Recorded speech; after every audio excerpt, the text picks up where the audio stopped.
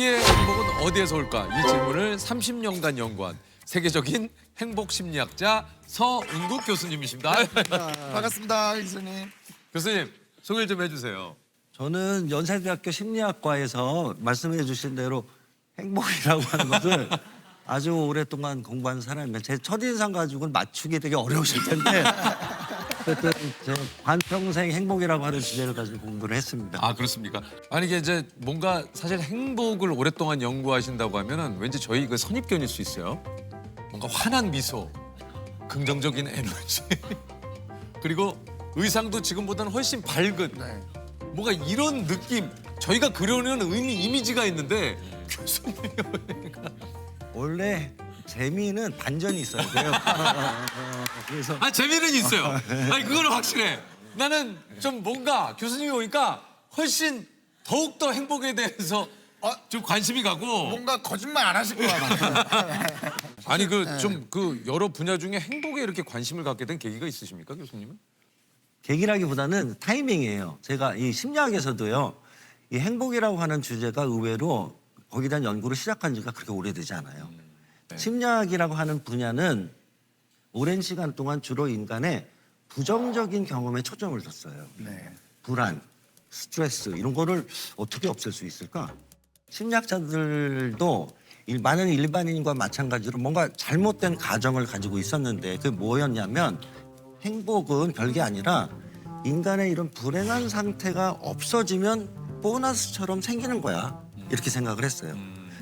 근데 잠깐만요. 손을 들고 이게 지금 우리가 좀 잘못됐다라는 것을 주장하신 분이 이제 에드 디너라고 하는 분이신데 쉽게 비유를 하자면 이런 겁니다.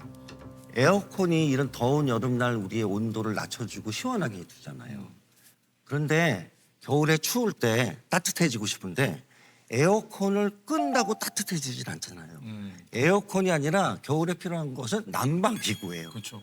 열을 올리는 것과 식히는 것은 다른 기제인데 우린 그게 같다라고 생각했어요. 그래서 행복은 걱정이 없고 불행하지 않은 것이 아니라 즐거움, 유무가 중요한 것이지 걱정이 없고 스트레스가 없는 건 이게 행복이라고 보기엔 좀 불충분해요.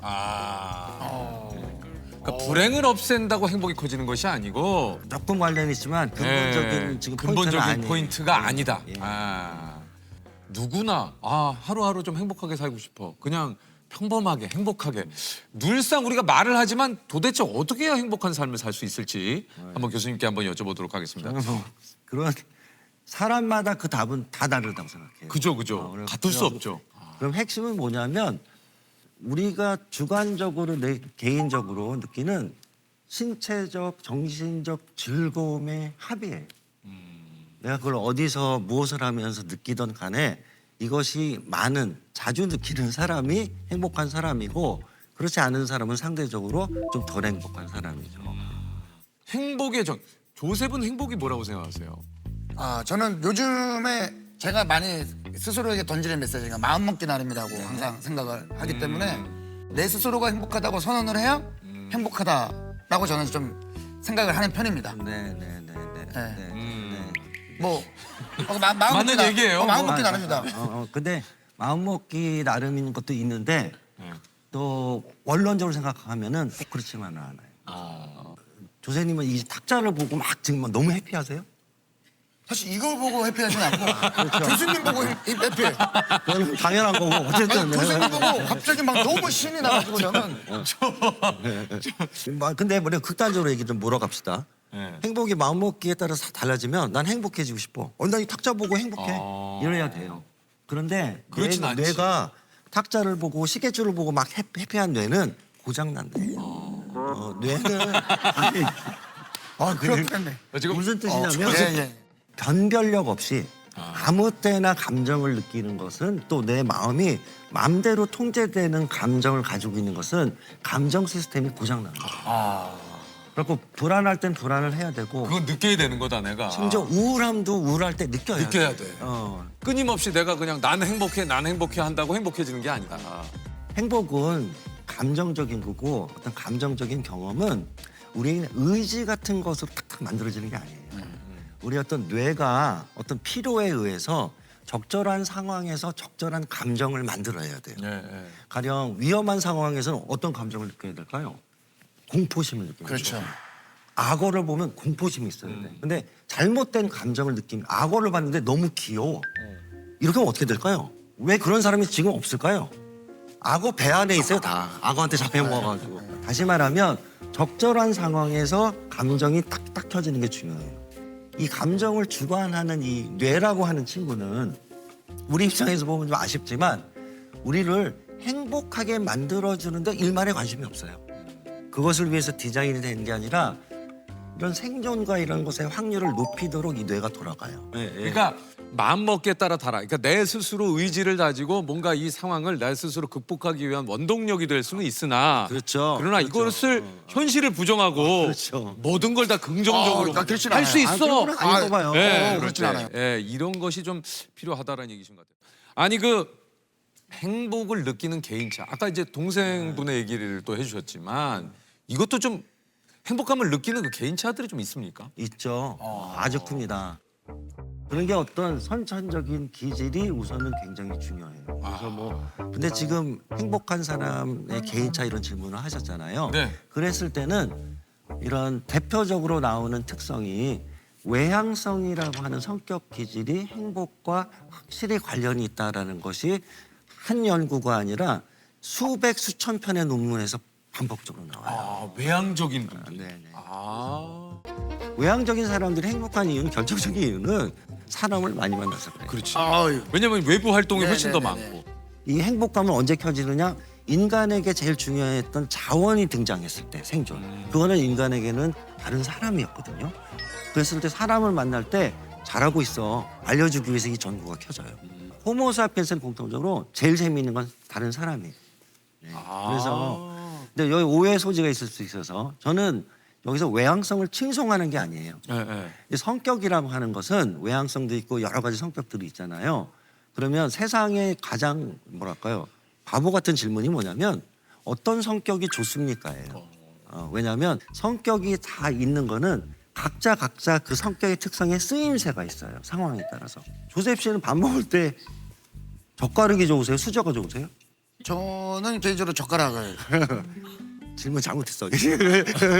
수저를 제가 질문을 잘못드렸어요. 수저가 귀한 걸까요? 젓가락이 귀한 걸까요? 그러니까 두 개의 쓰임으로 보았을 때 아 그래서 그렇게 어. 그렇게 객관식으로 묻는 것 자체가 우문이에요. 왜냐하면 야 국을 먹을 때는 수저가 있어야 그치, 되고 그치. 네네네. 콩나물 먹을 때 젓가락이 있어야 되지. 그죠. 다시 말하면 성격을 우리가 수저 젓가락에 비유하자면 아. 뭐가 좋으냐 이거는 약간 바보 같은 질문이에요. 아, 크게 보면 외향성이 갖고 있는 여러 가지 문제점들도 많아요. 어떤 것들이 있을까요? 외향적인 사람들 금방 지칠 때도 지칠 때도 있고 네. 용맹하기도 하고 네. 등등인데 용맹을 넘으면 뭐죠? 오지랖이 될 때도 오지랖도 있고 네, 네. 만용이 있을 수도 있고 네. 뭐 가끔 그래서 뭐 사실은 나대는 경우도 있고. 많이 죽어요. 그렇죠. 용맹. 아. 뭐 예를 들면 이거죠. 악어가 앞에 있는데 야 내가 정리할게. 그렇죠. 다 모든 게 어떤 득과 실이 아 근데 있는 교수님 특성이에요. 외향적이면 많이 죽는다. 저 굉장히 그러니까 저 굉장히 이것도 외향적인데. 너무 오해는 없으시기 바랍니다. 아니, 근데 이제 설명을 그러니까 하자면. 설명을 하다 보니 그러니까 그럴 수 있잖아요. 외향적인 성향의 사람들이 그런데 좀 많이 나서다 아니, 어릴 보니까 때 보면 사실은- 확률적으로 그럴 수 있다. 저도 한마디 해도 돼요? 네. 아니, 뭐, 말씀하세요. 말씀하십시오. 교수님. 아 지금 아니 딱 생각나는 케이스가 뭐예요? 영국의 마우리스 윌슨이라고 하는 탐험가가 있었습니다. 문제가 뭐냐면 전혀 등산 경험이 없어요. 어? 에베레스트를 정복한다는 게 너무 좀 말이 안 되죠. 말이 안 되죠. 네. 아주 외향적이고 낙관적인 사람이에요. 그래서 이 양반이 무슨 계획을 세웠느냐? 내가 경비행기를 사서 그 비행기를 타고 가갖고 에베레스트 중턱쯤에 추락을 시킨 다음에 나머지로 올라가겠다. 기가 막히죠? 너무 무모하죠. 와, 약간 허무맹랑한 네. 얘기. 슈퍼 외향성. 네. 죽었어요. 그러니까 일종의 뭐 극단적인 케이스지만 뭐 올라가다가 아니고 비행기를 추락하면 그거 당연히 일례지만 예. 외향성이 좋습니다.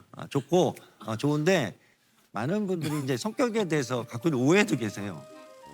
자, 그래서 여기서 오해가 뭐냐면 그래서 이렇게 착각할 수가 있어요. 근데 지금 무슨 얘기를 하시는 거예요? 지금 무슨 얘기를 하시는 거예요? 내가 염려되는 한 줄이 뭐냐면 어. 행복이 외향성과 관련이 있다 막 이러다 보면 그치. 갑자기 외향적이지 않으면 뭔가 문제가 있다. 맞아. 그건 아니다. 맞아요. 그런 스트레스를 느낄 필요가 전혀 없다라는 말씀을 드리기 위해서 장황한 얘기를 했던 맞아요. 거예요. 그래서 저희가 질문이 그 다음에 이제 그러면 내향적인 분들, 집에 있길 좋아하는 분들은 덜 행복한 건가? 이런 질문을 또 저희가 이제 드리는 거죠. 그래서 평균적으로. 그래서 네. 내향적인 사람은 사실은 외향적인 사람이랑 똑같아요. 그래서 내향적인 사람은 혼자서 뭐 거울 앞에서 시집 읽을 때 제일 행복하다. 전혀 그렇지 않아요. 최근 연구를 보면 흥미롭게도 나 혼자 할 때 있는 즐거움이 누구와 할 때 뭔가 증가하는 폭의 정도가 내향적인 사람일수록 더 커요. 누구랑 뭘 할 때. 다시 말하면 어쩌면 외향적인 사람보다 사람이랑 뭔가 즐거움을 교류하는 것을 더 뭐랄까 만끽하는 거는 내향적인 사람. 근데 이게 특이하네. 왜냐면 또 요즘 그런 얘기 하시는 분 많잖아요. 난 혼자 있을 때가 제일 좋아. 혼자 있을 때가 제일 행복해. 아무것도 신경 안 써도 되잖아. 예를 들면 이런 얘기 좀 많이 하시거든요. 내향적인 사람의 특성이 자꾸 나오는 것 중에 하나가 이 잠재적인 부정적인 부분을 너무 과도하게 예상을 해요. 이거 새로운 모임에 가면 어색함도 있잖아요. 맞아요. 근데 그 부분이 막상 가면 별거 아니야. 맞아요. 그죠? 막상 가면은 또 잘 있어. 맞아요. 그게 포인트예요. 그래서 어떤 분들은 내가 자극이 한 10개 되면 나는 충분해. 12개부터는 난 좀 피곤하기 때문에 나 먼저 집에 갈래. 그래요? 이게 약간 내향적인 거죠. 맞아요. 예. 인간에게 제일 재미난 자극이 뭐냐면 다른 인간이에요. 그래서 외향적인 분들은 이 약간 결핍된 자극의 양을 채우기 위해서 가장 주변에 있는 재미난 자극인 사람을 계속 찾는 거예요. 외향적인 친구가 뭐 밥 먹자 잘 있니 그러면 너무 고마워하지 마세요. 왜냐하면 나를 꼭 좋아해서가 아니라 이용당하는 거예요. 근데 자극의 어떤 자극 하마 같은 것이 외향적인 사람인데 어쨌든 그러니까 교수님이 얘기하시는 의도는 뭔지 알겠까? 이용이라는 표현이 좀 자극적으로 좀 들리긴 하지만, 그러니까 그만큼 그 사람도 그 사람입니다만 네. 내가 어떤 요 하는 데 있어서 네. 그 사람과의 어떤 요 시간이 좀 필요할 때도 있다. 맞습니다. 이게 이제 매년 유엔에서 발표하는 세계 행복 보고서라는 게 있어요. 올해 143개국 국가 중에 핀란드가 7년 연속 1위, 2위는 덴마크고 3위가 아이슬란드. 한국은 52위를 기록을 했다고 하는데 왜일까요? 이렇게 그 핀란드 국민 여러분들이 이렇게 느끼는 행복감이 높은 이유가. 이 지금 말씀하신 핀란드나 덴마크나 이런 국가들이 스칸디나비아 북쪽 국가들이잖아요. 가장 두드러지게 나타나는 것 특성 중에 하나가 이런 국가들이 전 세계에서 가장 개인주의적인 철학이 어떤 강한 나라예요.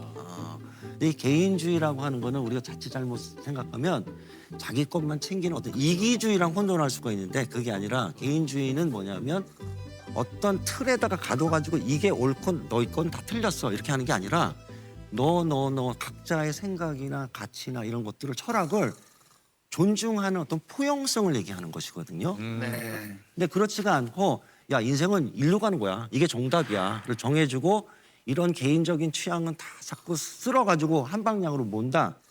너무 지배하는 사회에서는 자유도가 있기가 좀 네. 어렵고 그러면서 집단주의적 가치가 조금 너무 과한 지역이 한국, 일본, 싱가포르 같은 지역이에요. 그래서 이 지역들의 공통점이 행복감은 좀 낮은 국가들이에요. 맞아요. 이게 그러니까 대를 위해 소를 희생한다. 맞아요. 이게 우리가 지금까지 좀 배워왔고 많이 들었던 사실 이야기들이. 틈이 날 때마다 그 스칸디나비아 분들에게 던진 질문이 있어요. 뭐예요? 뭐냐면 당신들은 일상에서 제일 비호감으로 생각하는 사람은 어떤 사람이냐? 궁금하네요. 그죠? 그랬을 때 10명이면 10명 거의 똑같은 얘기를 했을 뿐만 아니라 그래요? 그런 아예 단어가 있더라고요. 뭐예요? 근데 잊어먹었어요. 그 덴마크 약간 스칸디나비아 말인데 그러니까 그 말은 잃어버. 그거 그럴 수 있지. 그런 단어가 가령 의미는 있잖아요. 의미. 그 의미를 말씀드리려고 네네네. 하는데 단어가 있을 물 드세요, 정도로 일단. 교수님도 토크꾼이셔. 이게 우리 딱 알거든요. 토크꾼들은 예 알아요. 예, 얘기하세요, 교수님. 제일 비호감인 사람은 다른 사람의 삶을 평가하는 사람.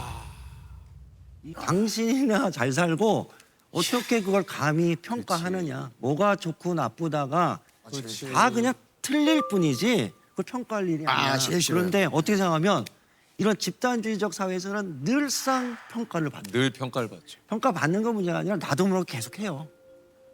사회 비교. 이게 행복을 갉아먹는 대표적인 경험이에요. 그죠? 한국 사회도 그렇고 그죠? 그런데 그렇죠. 어쩌면 안타깝게도 우리 한국 사회 같은 현실에서는 뭔가 약간 교과서적인 그림이 있어요. 행복하기 위해서는 이러이러한 것들을 갖춰야 되고 저런 거는 그 약간 행복이라고 보기 어렵다. 근데 이런 어떤 논리에 휘말리기 시작하면 행복해지기가 굉장히 어렵습니다. 근데 어린 시절에 그런 것 때문에 조금 많이 힘들었던 것 같아요. 아, 그거 힘드셨어요? 아니 그거보다 어린 시절에 제 친구 정말 교수님 저 물도 마셨는데. 예, 여기 있습니다. 제가 자, 그 비교당하면서 행복이 많이 사라진 것 같아요. 어. 어린 시절에 막 놀이터에서 놀고 있는데 야 너는 아버지가 뭐 축구공 안 사줬어? 나는 충분히 이거 축구공 없어도 재밌는데 에이 넌 축구공도 없으니까 별로 안 행복하지. 막 이런 비교들. 그 아주 중요한 말씀을 해주셨는데 사회적 비교의 가장 뭐 적나라한 어떤 쟁탈전이 이루어지는 게 SNS거든요. 그렇죠. 맞아요. 또 이런 연구도 있습니다. 애당초 어떤 사람들이 SNS를 많이 하느냐, 행복감이 낮은 사람들이 SNS를 많이 해요. 그래서 어떤 그 결핍을 몇 개 뭐 이런 걸 가지고 자꾸 채우려고 하는데 그게 나쁜 건 아닌데 그런 것에서 임시 처방일 수는 있어도 장기적으로는 권장되는 나쁜 것은 네. 아닌 것 같아요. 네. 그렇다면 일상에서의 우리가 행복감을 좀 이렇게 높이기 위한 그 방법은 좀 뭐가 있을까요? 뭐 적절한지 모르겠습니다만 생각한 비유가 행복 압정을 만약에 일상에 깔아놔야 돼요. 무슨 소리냐면 우리 집에다가 압정을 한 박스 깔아놨다고 찔릴 확률이 높죠. 그럼요. 가족들이 비명 소리가 맨날 들릴 거 아니에요. 그거는 비명을 지르려고 해서가 아니라 그냥 자연스러운 반응이잖아요. 그랬을 때 비명이 아니라 어떤 즐거움을 유발하는 압정과 같은 것들을 많이 발견을 해서 일상에 깔아놓는 게 굉장히 중요해요.